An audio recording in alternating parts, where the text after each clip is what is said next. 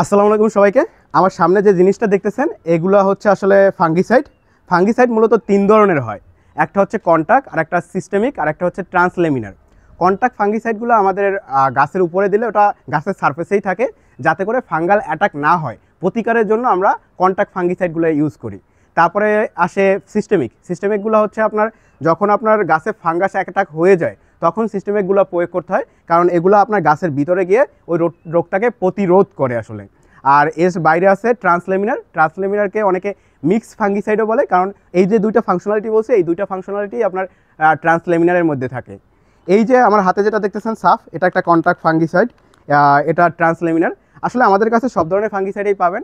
আপনাদের ফাঙ্গিসাইড বা অন্য যা কিছু লাগে আমাদের জানাতে পারেন। মূলত আমাদের গার্ডেনিং কমিউনিটিতে একটু কন্ট্রিবিউট করার ইচ্ছা, তো সেক্ষেত্রে আমাদের নিচে ডিসক্রিপশনে লিঙ্ক দেওয়া আছে, সেখান থেকে আপনারা ফাঙ্গিসাইড নেন বা অন্য কিছু নেন সেটা আমাদের জানাইতে পারেন।